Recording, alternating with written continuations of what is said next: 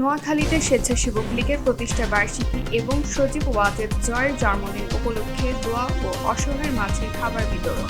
বাংলাদেশ আওয়ামী স্বেচ্ছাসেবক লীগের ৩০তম প্রতিষ্ঠা বার্ষিকী এবং প্রধানমন্ত্রীর তথ্য ও প্রযুক্তি বিষয়ক উপদেষ্টা সজীব ওয়াজেদ জয়ের জন্মদিন উপলক্ষে নোয়াখালীতে দোয়া, মিলাদ ও অসহায় দুরস্থদের মাঝে খাবার বিতরণ করা হয়েছে। সারা দেশে চলমান পরিস্থিতি বিবেচনায় প্রতিষ্ঠা বার্ষিকীতে নিহতদের বিদেহী আত্মার মাগফিরাত কামনা এবং আহত নেতাকর্মীদের সুস্থতা কামনা করে মিলাদ ও দোয়া মাহফিল সহ খাবার বিতরণের এ আয়োজন করা হয়।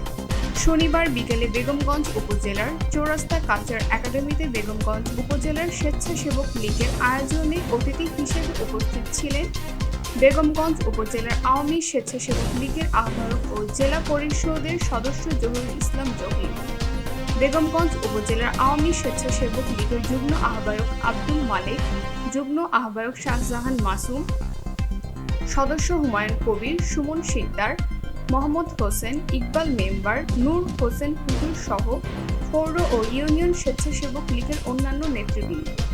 নেতাকর্মীরা বলেন, প্রতিষ্ঠার পর থেকে স্বেচ্ছাসেবক লীগ আওয়ামী লীগের সাথে থেকে বিভিন্ন আন্দোলন, সংগ্রাম ও দুর্যোগ মোকাবেলায় সক্রিয় ভূমিকা রেখে আসছে।